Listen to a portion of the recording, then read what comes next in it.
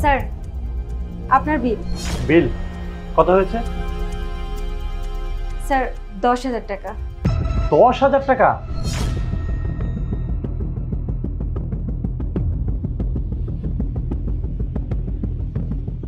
কিন্তু আমার কাছে তো কোনো টাকা পয়সা নেই। স্যার এটা আপনি কি বলছেন?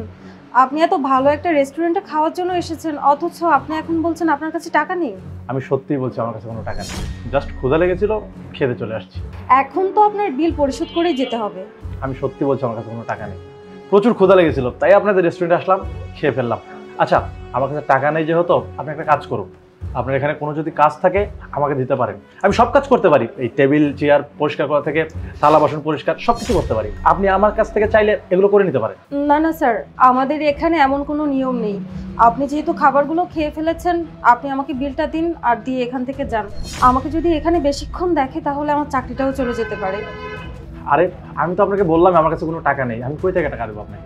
স্যার আপনি এসব কি বলছেন? আর আপনাকে তো দেখে মনে হচ্ছে না যে আপনার কাছে টাকা নেই। আপনি গাড়িতে করে এখানে খাওয়ার জন্য এসেছেন। ইভেন আমি আপনার কাছে একটা আইফোনও দেখেছি। আপনার ড্রেস আপ সব কিছু মিলিয়ে আমার মনে হচ্ছে না যে আপনার কাছে টাকা নেই। ও আচ্ছা এই কাহিনী, আমি আপনাকে বুঝিয়ে বলছি। এরকম নামি দামি রেস্টুরেন্টে খেতে হলে তো অবশ্যই একটু পোস্ট পাস করে আসতে হয়, তাই এই কোট প্যান্ট এগুলো আমার ফ্রেন্ডের কাছে ধার নিয়েছি, না হলে তো আপনারা আবার ঢুকতে দিবেন না, এই জন্য আর কি। স্যার প্লিজ আপনি এভাবে বলবেন না। আপনি আমাকে তাড়াতাড়ি টাকাটা দিন, দিয়ে এখান থেকে যান। আর আপনি যদি আমার সঙ্গে মজা করে থাকেন তাহলে প্লিজ মজা করবেন না, কজ আমার বাকি কাস্টমার আছে। আপনার এখান থেকে গিয়ে ওদেরকেও সার্ভিস দিতে হবে। আপনি তাড়াতাড়ি বিলটা পরিশোধ করে যান। আমি সত্যি বলছি আমার কাছে কোনো টাকা নেই, আমি মজা করছি না। স্যার কি বলছেন আপনি এসব? আপনি যদি এখন বিলটা না দেন তাহলে সম্পূর্ণ বিলটা আমার পরিশোধ করতে হবে। কি আপনি আমার বিল পে করবেন? যে কিনা নিজের ফর্ম ফিল আপের টাকা দিতে পারছে না সে আমার খাবারের বিল পে করবে?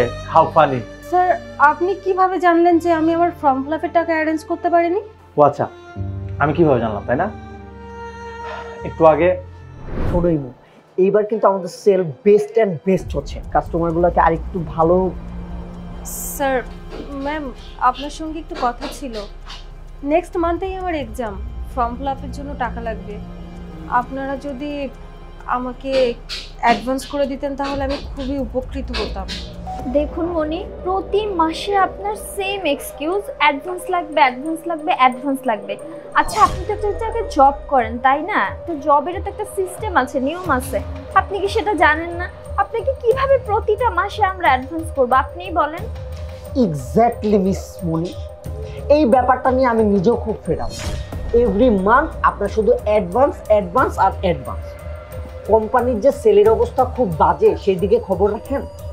শোনেন, এই মাসে কোনো অ্যাডভান্স আপনাকে দেয়া হবে না।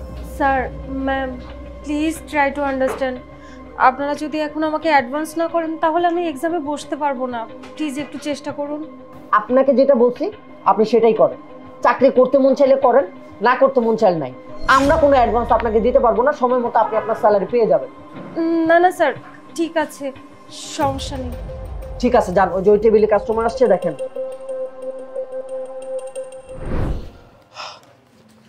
এই জানেন এখানে 50,000 টাকা আছে, এটা দিয়ে আপনি আপনার এক্সামের ফর্ম ফিল আপ করে ফেলবেন। না না স্যার আমি এই টাকাটা নিতে পারবো না। আরে সমস্যা নেই, নিন নিন, আমার অনেক টাকা পয়সা আছে, এগুলো নিয়ে আমি কোনো টেনশন করি না। স্যার এই টাকাটা আমি নিচ্ছি ঠিক আছে, এখান থেকে আমি ওই 10,000 টাকা রাখছি আর বাকি টাকা আপনি রেখে দিন। ও হ্যাঁ 10,000 টাকা, এই যে নিন আপনার 10,000 টাকা।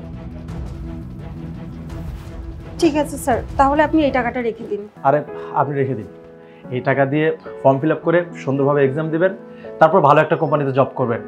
তাছাড়া যদি আপনি আমার কোম্পানিতে জব করতে চান তাহলে আপনার জন্য ভালো একটা অফার আছে, ভালো স্যালারিতে, কারণ আপনি অনেক ব্রিলিয়ান্ট এবং একজন সুন্দর মনের মানুষ।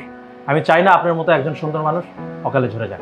স্যার স্যার আপনি সত্যিই অনেক ভালো মানুষ, আপনাকে অনেক অনেক ধন্যবাদ, অনেক উপকার করলেন আমার। ওয়েলকাম, ঠিক আছে আমি আসি। স্যার আবার আসবেন।